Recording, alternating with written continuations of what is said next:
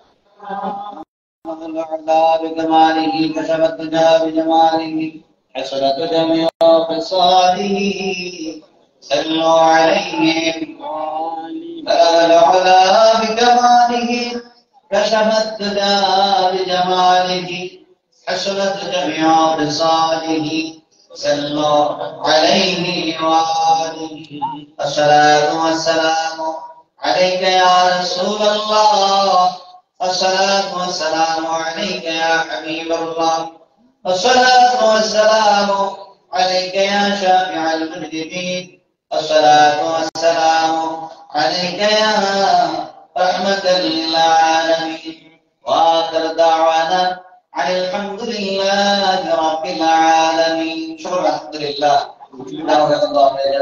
বিশেষ করে আমাদের যেমন ভাই অত্যন্ত কষ্ট করে এবং আমাদের সাথে আমার বাজার অত্যন্ত আদর মায়া করতেন আমার বাজার এখানে সবসময় প্রত্যেক বছর মাহফিল করতেন মদিনা জামাত আমার দরবার শুধু পিছায় আমার বাজারের জন্য সকলে দোয়া করবে আপনাদের জন্য প্রত্যেক বছর এখানে দোয়া করছেন নানা বাজার চলে গেছেন এই মাহফিলে যারা সবসময় আসা যাওয়া করতেন এদের মধ্যে অনেকেই কবরে শুয়ে গেছেন এই বছর আমরা যারা আছি আগামী বছর কে কার মুক্তি চলে যাবো আমরা কেউ জানি না আল্লাহ যেদিন আমাদের মৃত্যু দিবে আল্লাহ যেন আমাদের সকলকে ইমানের মৃত্যু নসিব করে আমরা সকলে বলে আমিন আরেকবার বলে আল্লাহুম্মা আমিন আল্লাহ যেন আমাদের সকলকে কবুল করেন আমরা সকলে বলে আল্লাহুম্মা আমিন আমরা সবসময় বলে থাকি দুনিয়ার জমিনে এই জমিন ছেড়ে চলে যাবো কি দিয়ে যাবেন এই জন্য এই দুনিয়াটা হলো দুনিয়া আখিরা দুনিয়ার আখিরাতে কর্ম করার জায়গা এখানে যেমন কর্ম করবেন তেমন ফল পাবেন আপনি যদি ভালো করেন ভালো পাবেন মন্দ করলে মন্দ পাবেন আপনি যদি একজনের সাথে ভালো আচরণ করেন ওই লোক আমার সাথে কি করবে ভালো আচরণ এই জন্য তুমি বলছেন তুমি যাহা করবে তাহাই পাবে তুমি যদি একজনকে আদর না করো সে তোমাকে কি করবে না সম্মান করবে না তুমি বলেন তুমি ছোটদেরকে স্নেহ করো বড়দেরকে সম্মান করো ছোটদেরকে কি করো স্নেহ করো আদর করো মায়া করো বড়দেরকে কি করো সম্মান করো তাহলে বড়রা তোমাকে স্নেহ করবে ছোটরা তোমাকে কি করবে সম্মান করবে আল্লাহ পাক আমাদের সকলকে এবং তুমি বলছেন তার জবান এবং হাত থেকে নিরাপদ নয় আছে না জবান দিয়ে শুধু গালাগালি করে আসেনি জবান দিয়ে মিথ্যা কথা বলে জবান দিয়ে কি করে মিথ্যা কথা বলে আল্লাহ রাসূল বলছেন তুমি যদি সত্যবাদী হও তুমি জবান দিয়ে যদি হাসি মুখে কথা বলো মা আয়েশা সিদ্দিকা রাদিয়াল্লাহু তাআলা আনহা দেখেছি নবী সবসময় নবীর চেহারার মধ্যে তাবাসসুম একটা মুস্কি হাসি লেগেই থাকতো যেটা সুবহানাল্লাহ যে হাসির কারণে সাহাবায়ে কেরাম নবীজির হুজরা ছেড়ে তারা বাড়িতে যেতে চায় না তারা নবীজির কাছে থাকতে চায় কি মায়া নবীজির চেহারার মধ্যে ছিল কি আদর ছিল তাবাসসুম হাসি দিয়ে থাকতেন এই জন্য আমরা মানুষের সঙ্গে হাসি মুখে কথা বলবো নবীজি বলছেন হাসি মুখে কথা বলা সৎকার সওয়াব কিসের সওয়াব সবাই বলুন কিসের সওয়াব যে তুমি সৎকার দিয়ে ঘুমাইও হুজুর আমরা গরিব সৎকার তো কেমনি তুমি গরিব হলে দিতে পারবা তুমি মানুষের সঙ্গে হাসি মুখে কথা বলো সৎকার সওয়াব সুবহানাল্লাহ হাসি মুখে কথা বলা কিসের সওয়াব মানুষের সঙ্গে হাসি মুখে কথা বলবে সুন্দর ভাষায় কথা বলবে মানুষকে সুন্দর সুন্দর কথা বলবে রাগে খালি মেজাজ গরম করে কথা বলবে আসে না খালি ওর রাগে চিন্তা দেয় এমন রাগ জানি না থাকে রাগ দিয়ে তেমন কিছু সহজ রাগ ওরা সহজ কিন্তু রাগটাকে কন্ট্রোল করা কি কঠিন রাগটাকে কন্ট্রোল করা কি যদি কন্ট্রোল না হয় নবী বলছেন তুমি বেশি বেশি ওযু করো যদি এরপর কন্ট্রোল না হয় মাটির দিকে তাকায় থাকো কেন এই মাটির নিচে তোমাকে যাওয়া লাগবে এই মাটির নিচে তোমার কি করতে হবে যাওয়া লাগবে তখন তোমার রাগ অটোমেটিক কি হবে কন্ট্রোল আল্লাহ আমাদের সকলকে কবুল করেন আমিন সকলকে আমিন আজকে এই মাহফিলটা আল্লাহ যেন কবুল করেন এবং বিশেষ করে আপনাদের রাহমাতুল্লাহ আলাইহির স্মরণে এবং মরহুম আফসারউদ্দিন মিয়া মনিরুল জামান সাহেবের রহমাতুল্লাহ এই দুনিয়ার জমি থেকে চলে গেছেন ওনারা আপনজন দাদা দাদি নানা নানি শ্বশুর শাশুড়ি বংশধর যারা বয়স হয়ে গেছেন বিশেষ করে এখানে আজকে এই মাহফিলে যারা বসে আছেন এমন কোন লোক নাই যারা আপনজন কবর দেশে নেই অনেকের আব্বা অনেকের আম্মা দাদা দাদি নানা নানি ভাই বোন শ্বশুর শাশুড়ি ছেলে মেয়ে আজ কবরে শুয়ে আছে আল্লাহ যেন প্রত্যেকের কবর আযাব মাফ করে দেন আমরা সকলে বলি আল্লাহুম্মা আমিন আরেকবার বলি আল্লাহুম্মা আমিন অনেকেই এই মদিনার জামাত কামাল দরবার শরীফে বায়াত নিয়ত করেছেন যারা বায়াত হবেন না তওবা নিয়ত করবেন আর যারা বায়াত হবেন বায়াত নিয়ত করবেন আমার সকলে একটু পাঠ করুন আউযু বিল্লাহি মিনাশ শাইতানির রাজীম বিসমিল্লাহির রহমানির রহিম আস্তাগফিরুল্লাহ ربي من كل ذنب وأتوب إليه لا حول ولا قوة إلا بالله العلي العظيم হে আল্লাহ আমি তওবা করিতেছি সমস্ত গুনাহ হইতে কবিরা সগীরা শিরক বিদআত জানা ওয়াজানা ইচ্ছা অনিচ্ছা প্রকাশ্যে গোপনে যত গুনাহ করিয়াছি সমস্ত গুনাহ হইতে তওবা করিলাম বাকি জীবনে আর গুনাহ করিব না ইয়া আল্লাহ করিতেছি বায়াত হইতেছি ইশতারিকা কাদরিয়া চিশতিয়া নকশবন্দিয়া মুজাদ্দিদিয়া তরিকা পর ওরে হাত পীর কামেল শাখসুবি আলহাজ মোহাম্মদ হাবিবুর রহমান সাহেবী খলিফা আলহাজ মোহাম্মদ সাইফুর রহমান সাহেবী ইয়া আল্লাহ আমার তওবা আমার বায়াত কবুল করুন আমিন আমিন আমিন আমিন লা ইলাহা ইল্লাল্লাহ মুহাম্মাদুর রাসূলুল্লাহ সাল্লাল্লাহু আলাইহি ওয়াসাল্লাম এখন দোয়া হবে সকলে দোয়া করি আল্লাহুম্মা আমিন ربنا ظلمنا أنفسنا وإن لم تغفر لنا وترحمنا لنكونن من الخاسرين ربنا آتنا في الدنيا حسنة وفي الآخرة حسنة وقنا عذاب النار وادخلنا الجنة مع الأبرار يا عزيز يا غفور يا رب العالمين أي الله গভীর রাত্রিতে তোমার তলাশিকিন জাকিরিন মুহিব্বিন বান্দাগুলোকে নিয়ে মাইকের আওয়াজ যতদূর করে যায় পর্দা নয় মা বোনেরা যেখান থেকে আমার সঙ্গে হাত উঠেছে আল্লাহ আল্লাহ আমাদের সকলের জীবনের গুনাহ খাতা মাফ করে দেন আল্লাহ আমরা জীবনে যত গুনাহ করছি যে গুনার খবর আব্বা জানে না আম্মা জানে না ছেলে মেয়েরা জানে না পাড়া প্রতিবেশীরা জানে না আপনার তো জানার বাকি নাই সমস্ত গুনার জন্য আপনার দরবারে ক্ষমা চাই মাফ চাই আপনার গফুরুর রহিম নামে ওসিলায় আমাদের সকলের জীবনের গুনাহ খাতা মাফ করে দাও আমাদের আব্বা আম্মার গুনাহ মাফ করে দাও দাদা দাদির গুনাহ মাফ করে দাও ভাই বোনদের গুনাহ মাফ করে দাও শ্বশুর শাশুড়ির গুনাহ মাফ করে দাও আমাদেরকে যারা আদর করে মায়া করে তাদের গুনাহ মাফ করে দাও আল্লাহ আজকের এই মাহফিলে যারা হাজির হয়ে গেছে প্রত্যেকের গুনাহ মাফ করে দাও আল্লাহ অবৈধ মানুষগুলা এত রাত্র পর্যন্ত এখানে বসে আছে আল্লাহ তুমি তাদেরকে মাফ করে দাও আল্লাহ যুবক যুবক ভাইয়েরা বসে আছে ছোট ছোট বাচ্চারা বসে আছে সকলকে তুমি কবুল করে নাও